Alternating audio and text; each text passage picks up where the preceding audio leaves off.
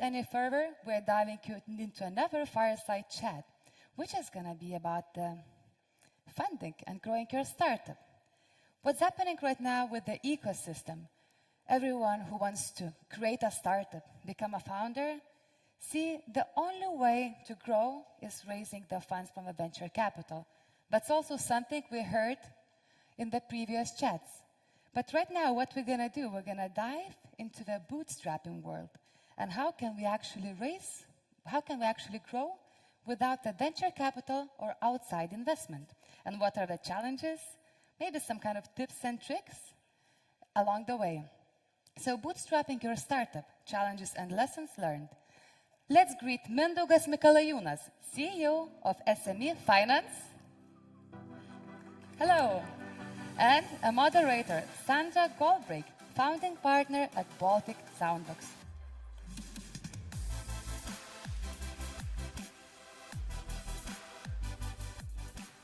Okay, great. Amazing to be here. Me too. Yeah.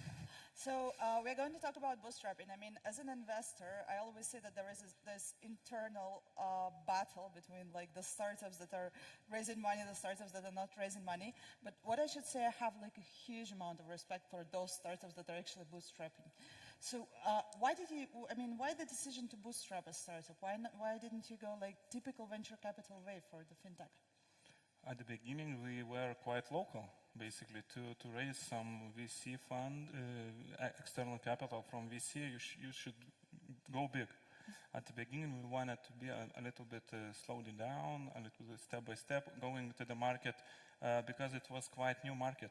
We started with invoice financing product, meaning that was very niche, local, and very expensive, 24% yearly.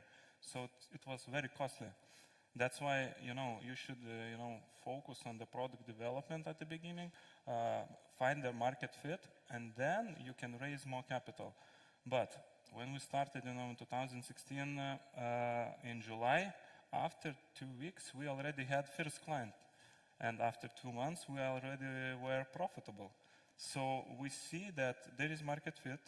The end users pays this 24% at that time. And we have the spread, and the spread was quite impressive at that time, so there is a space to invest. That's why we didn't want to sell part of the equity for external partners, because we have own money since the beginning. So after, when you want to go big, to be more like Baltic-based, Pan-European-based, or European champion. So then you, of course, without external funding, without VC funding, you can't reach that type of level. So, but at that stage, it was good decision. It was good decision. Okay, so you started bootstrapping and so on. Comparing to the startups who raised some venture capital, what were main challenges? At the beginning was, to always follow the budget. If you have the money, you can invest. If you don't, you can't invest, you can't hire more people, you can't invest into development. So, but of course, at the beginning, we were focusing on revenues. If you earn revenues, if you reach the level of profitability, if you keep the level of the expenses as you expected, then you boost everything. But you were like more agile based. On monthly basis, you always adjust your revenues, you adjust your expenses, and if it's according to our plan, you can speed up everything. If not, you slow down. Let's do like small example. If you see the opportunity to reach break-even point during 12 months, we invest directly. If not, we are like estimating once again this action plan. Okay. Were there any like good consequences? So definitely that you are like big and growing and successful company. What were some bad consequences of this decision, if there were any? Let's some think. missed opportunities, probably. Maybe we were like pushing a lot of our team, focusing on KPIs, goals, a lot of tasks. So not all people are ready to do that, because I do CrossFit, so you should swim, run, everything. You should do everything.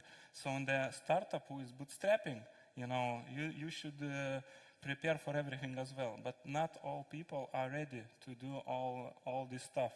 So you should find not only market fit on your product, but fit with the people as well.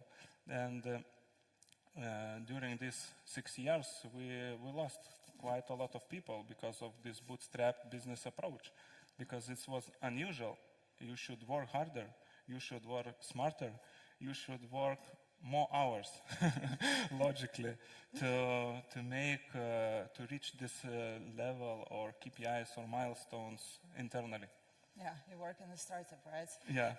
And then the next question about bootstrapping. So, for example, the startup is coming up to you and asking you, okay, but how can I bootstrap if I don't have money to develop my product? What shall I do? How did you start it? Where did you get the initial money from? Good opportunity for us was like this because we were profitable. Actually, as I mentioned previously, we want our decision based on profit and revenues. If you earn some money, you can invest. But if you don't have opportunity to earn this money, then you should be like only smarter and more hard worker, I think, in that way. It's typical. More hours, more manpower hours you should spend on task to accomplish it. So at what point, then, from your point of view, does it make sense to start raising venture capital? When you see the opportunity, go bigger than you have, then you're bootstrapping. So at that stage, what we are quite big. We are reaching level of 40 million euros. On monthly level, we are reaching around 2 million euros revenues.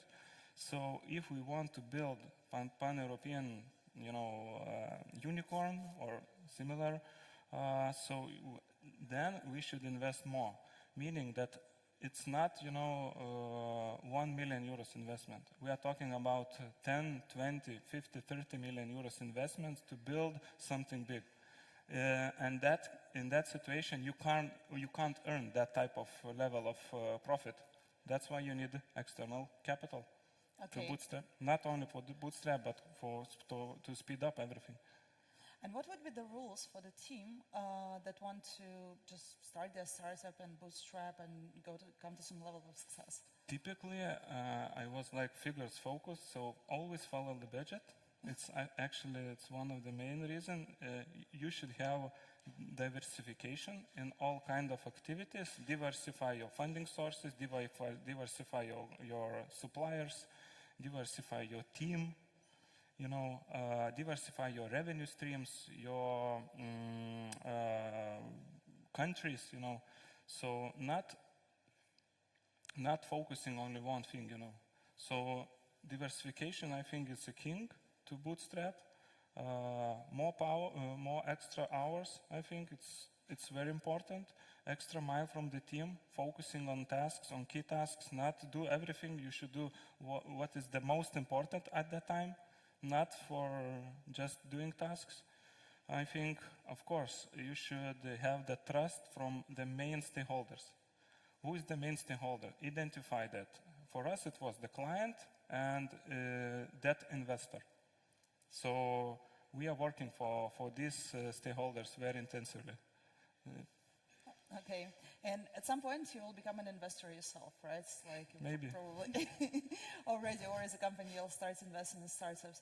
So would you be also looking for the startups that are bootstrapping, or would you be investing in the early stage? Actually, we are thinking about open this line at the moment, but we will see. When we will have more money, when we raise more money on VC side, I think it will be part of our strategy to find good partners in terms of M&A. It's like part of the M&A market, and I think it will be the topic. But at the moment, we are focusing on our task to build a European champion. It's our core task. So other opportunities, it's like side jobs. It's not our core at the moment. Okay, and if you have some, Series A, Series B stage investors in the fund, what's your traction? Just out of curiosity, where are you now in terms of customers, countries? Okay, so we are already in 4 countries. We're reaching, as I mentioned, level of 14 million euros. I think in the end of the year we will reach, we are doubling our revenues, near the 30 million euros. So evaluation, we think it's around 300 million euros, so it will be quite big. It should be quite big investor in that type of game, actually. We are launching additional 3 countries, Netherlands, Spain, Germany, so it will be 7 countries already in place. So it's huge market. Now we have 2,000 customers, but on country level we can doubling this customer base easy. So, during couple of years, I think we will reach €500 million evaluation, and we will see how it goes. Half unicorn. Half of unicorn, yeah. First half or second half. Okay. But it's doable case because we already have finance more than 1 billion euros, so it's doable, and it's proven model already in 4 countries. Yeah, I do believe it. I mean, and we also need the next unicorn in Lithuania. And coming back to this bootstrapping topic, I mean, it's pretty hard. I mean, there are a lot of companies on the markets and other startups and so on. It's pretty hard to find the team. And I guess when you're bootstrapping, your salaries are pretty low. And how did you manage to find those people that helped you to build up to where you are now? Actually, it's not only Mindaugas working on that side. Our owners working very hardly on a bootstrapping business. It's hands-on approach, not from the top management side. It's from owner side as well. It's one. Second, to hire more people, we are spending our evenings in LinkedIn. Yeah, actually LinkedIn and top portals, our key finders of core team. It's not, headhunters finds for you the core team. You find, your owner finds core team. So we are spending a lot of hours to attract the team, to convince them work smarter, harder with you. And what are the extra incentives that the startup can own the team members at the early days when they don't have that really high salaries? So actually we have quite high salaries, so it's one. So it's Okay. it's one, maybe. But the key decision, to change solid position and go into our, platform with our core team, actually was ambitious. And what we did in the past, so we bootstrap business without external financing. So the other people who are coming into our core team, they see these guys quite smart. They reaching from 0 to 300 million euros book. It's hard to do that. How many startups in the market who bootstrap such type of level of the startup? So our team is very strong. Yeah, I So know. that's why it's like chicken and egg game. If you have score who is very strong, he attracts automatically more. Yeah, exactly. But now, you have 6 years of experience, all this traction, all this recognition, and it's amazing. But at the very early days, when you wanted to attract some people from the markets, and again, you are a no-name startup, and there are much more, banks, for example, where you can work. Okay, at that stage, at a very early stage, it was maybe more personal touch and very close background of the people. Actually, when we started everything, our core team, our owners were ex-bankers. So ex-banker understands very well ex-banker. So it was we are talking the same language. We know SME market is underserved. All banks are, very conservative. Okay, it's 2 touch points already. We are paying quite good salary. It's 3rd touch point. You want to change something in the market? Yes, I want. Okay, it's 4th touch point. So step by step, you build these touch points in very close, circle. Okay, that's interesting. And if you would be launching the startup now, today in 2022, with all those things happening around us, would you have done something differently, or would you have gone the same way, bootstrapping and everything? Yeah, definitely. So what we want to make happens earlier, basically, it was invest more into technology. Because when you bootstrap, you should learn to invest into technology, but I wanted to make like more parallel. So invest at the same time when you are growing. So we did a little bit different way. At the beginning we earn, and later stages we invest. So work as you can as parallel these very important topics. It's one of the main tasks. And second, maybe find the core team earlier as you can, because then one day you will tired. So you will be less tired.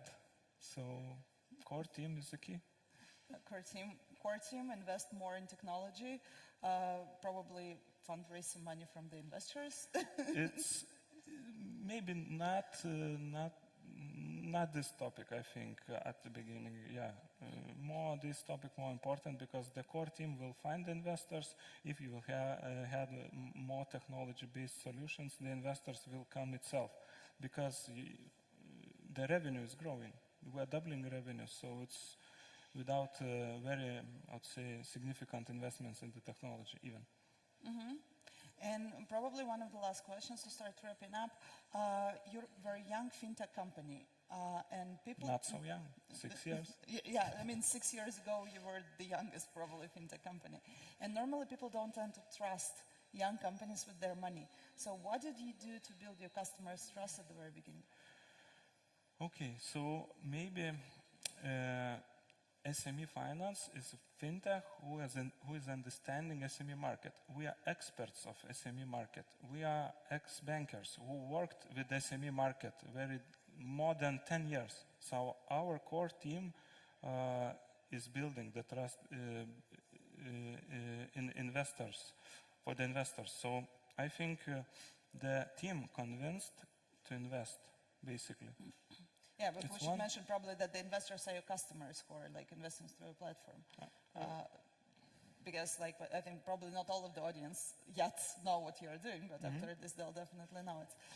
So basically you mean that the founders were just calling potential customers and convincing them because they know them, right?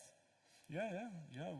Actually, as I mentioned, I attract the first client. I was cold calling. I was talking with them, convinced them. I talking with investors. I was talking with customers. I was lawyer. So I did everything, actually. So, but when you understand the market need, there is market need already in the market. So you should find the angle of selling this product. Okay. And probably the last question, as we have to wrap up, what would be your advice for the future founders who are sitting here and watching you and thinking, okay, maybe I'm going to be there in 6 years as well? So your advice. Okay, so don't afraid, guys, to take the challenge, change something in the market where you don't have deep expertise even. If you have deep expertise, it will be much easier to do everything. If you don't, but try. Still, it's doable case if you will be focused, if you will have like more, how to say, smarter decisions on that bootstrap business, and think global and think about your end user. There is market fit. They buying your services, or you should adopt it. And think about go global as well. Okay. I think. Okay, thanks a lot. That was amazing. Thank you.